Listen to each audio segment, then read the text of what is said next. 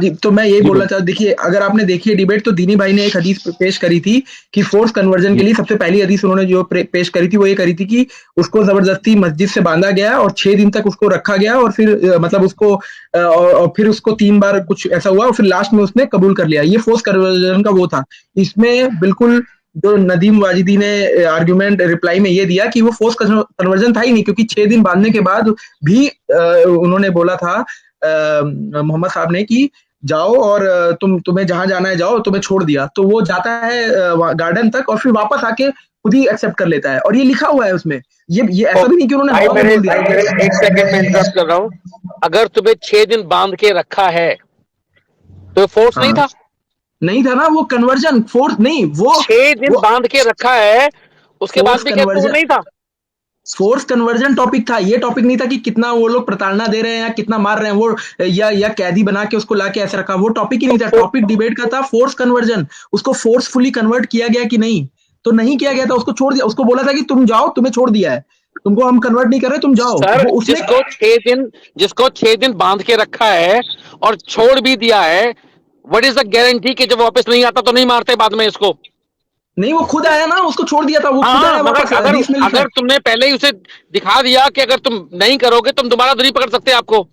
नहीं, वो इसलिए नहीं एग्जैक्टली। था, वो कन्वर्जन की वजह से नहीं हाँ, पकड़ा था, वो इसलिए पकड़ा छह था दिन उसको क्योंकि क्योंकि लड़ाई हुई थी, लड़ाई से उसको बंदी बनाया गया था, वो लड़ाई सर का। यही है कि अब मैंने भी सर, बस इतना ही पार्ट देखा उस डिबेट, जितनी आप ये बात कर रहे हैं ना, मैंने भी उस डिबेट का बस इतना ही पार्ट देखा था, इसी हदीस वाला पार्ट। अली भाई बताओ, मैं कुछ गलत बोल रहा हूँ क्या इसमें? मतलब ये जो सुनो पॉइंट है, सुनो मैं सुनो सुनो हाँ जी। सुनो, मैं बता, आप ठीक कह रहे हो, आप ठीक कह रहे हो।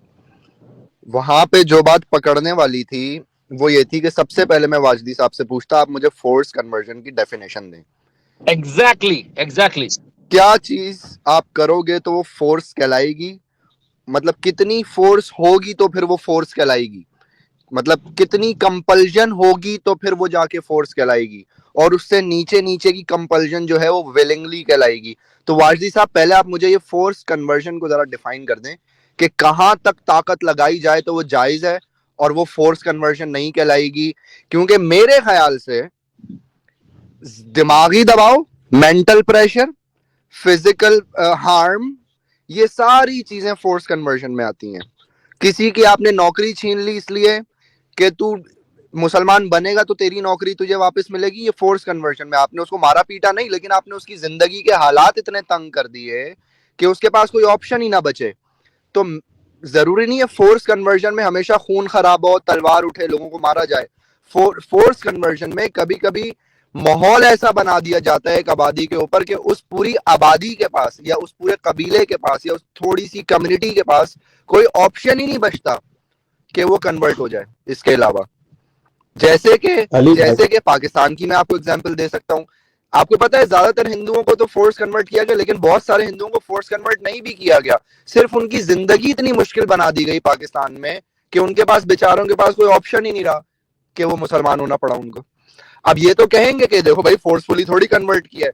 ये तो हम लोग हैं ना यार, जो जो यूएन ह्यूमन राइट्स चार्टर की बात करते हैं, और हमें पता है ना यार फोर्स क्या, उनके नजदीक फोर्स कन्वर्जन की डेफिनेशन ही अलग है। अगर तो उनसे क्या बात हो मेरे भाई, ये 6 दिन तक बांधना ये फोर्सफुली कन्वर्जन की निशानी नहीं है। अगर आप मुझे एक बात बताओ, जेल में 2 ग्रुप है, आपको जेल हो गई, 2 ग्रुप है, सही है?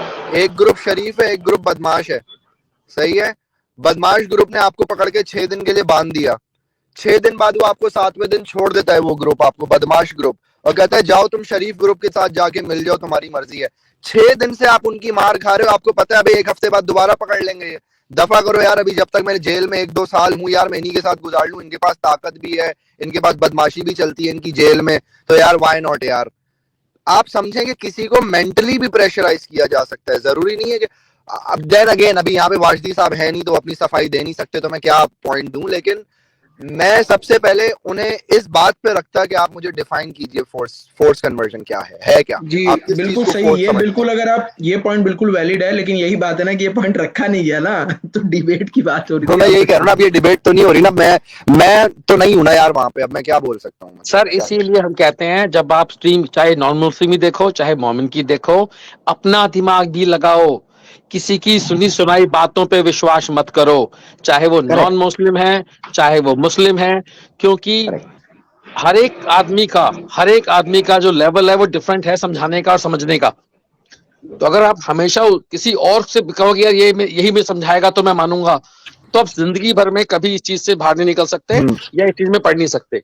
फिल्मों में आपने देखा है पुलिस वाला गन निकाल के बोलता है भाग भाग, लेकिन मुजरिम भाग नहीं रहा होता, उसको पता है साला पीछे से गोली मार देगा। सही बात है। तो वो कहता है नहीं मेरे को अपने पास ही रख लो, नहीं मेरे को, मैं नहीं भाग रहा, मुझे भागना आता ही नहीं भाई, मैं भाग ही नहीं रहा भाई। उसको पता है अभी जिंदा तो हूं, कम से कम इसके पास हूं, तो भागूंगा तो गोली पड़ेगी पीछे से। अच्छा, एक और एग्जांपल लीजिए। मान लीजिए एक मोमेंट जो है, जैसे लव जिहाद का जो केस है फॉर एग्जांपल, ठीक है। अब कुरान 2.221 कहता है कि आप नॉन मोमेंट से शादी नहीं कर सकते, आपको कन्वर्ट करना ही करना है। जब तक आप कन्वर्ट नहीं करते हो तब तक वो शादी जायज नहीं है। पॉलिथियस, वहां पे तो ये तक लिखा हुआ है कि polytheist women are worse than sex slaves. आपको कन्वर्ट करना ही करना है। अब सवाल यह है, अगर मोमिन की किसी नॉन मोमिन लड़की से इश्क हो गया, प्यार हो गया, ठीक है, और मैं मोमिन हूं मान लीजिए, और मैं कहता हूं देखो मुझे प्यार करती हो तो कन्वर्ट हो जाओ। भाई ये क्या एकदम एक्सट्रीम पे ले गया उसको। ये क्या डेफिनेशन बना दी इनने फोर्स कन्वर्सन की, कि गर्दन पे चाकू लगा ले और बोले कि भाई कन्वर्ट हो रहा है कि नहीं स्पॉट पे, ठीक है, अगर नहीं हो रहा तो गर्दन काट दी। ये डेफिनेशन है मेरे हिसाब से। तो आप देखो, मैं अगर आप नहीं भाई, जी बोलिए। सिर्फ वही नहीं है, किसी भी तरीके का प्रेशर डालना। आप प्यार में भी प्रेशर डाल रहे हो कि मुझे प्यार करती हो तो कन्वर्ट हो जाओ। इमोशनल प्रेशर जी, दिस इज प्रेशर। और मजे की बात है, दोनों तरह की हमें वो मिलती हैं कि जहां तलवार भी चली है, जहां इमोशन भी किया है, सब कुछ हुआ है। डिफरेंट जगह पे डिफरेंट तरह से हुई हैं, और उसको जस्टिफाई किया जाता है शुगर कोटिंग करके कि ये इसलिए हुआ था, इसमें शुगर कोटिंग कर दी कि हमने छोड़ दिया था, 6 दिन पकड़ के रखा मगर हमने छोड़ दिया था। अब आप मौलानाओं को देखिए, टीवी डिबेट में बैठते हैं और कहते हैं हाँ साहब ये तो बिल्कुल सही है, जायज है, कुरान में लिखा हुआ है कि नॉन मोमिन से शादी नहीं कर सकते। भाई नॉन मोमिन से शादी नहीं कर सकते, प्यार की कर लेते हो। भाई आप मुझे 6 दिन पहले बांध दोगे ना कहीं पे, उसके साथ सालों तक अपार्टमेंट लेके उसके साथ सो सकते हैं, जब वो शादी का बोले तो उसका गला काट सकते हैं, शादी नहीं कर सकते। तो ये प्यार नहीं है भाई, ये कन्वर्जन का रैकेट है। This is a conversion racket. तो आप समझे कि ये मौलवी किस तरह खेलते हैं कि कहते हैं किसने रखी गर्दन पे छुरी। अरे भाई सिर्फ गर्दन पे छुरी रखना थोड़ी फोर्स कन्वर्जन है। और अली भाई आप तो जानते होंगे पाकिस्तान में तो गर्दन पे छुरी भी रखते हैं। अरे सब होता है। इतने बुरे हालात है माइनॉरिटीज के, मैं क्या बताऊं आप लोगों को।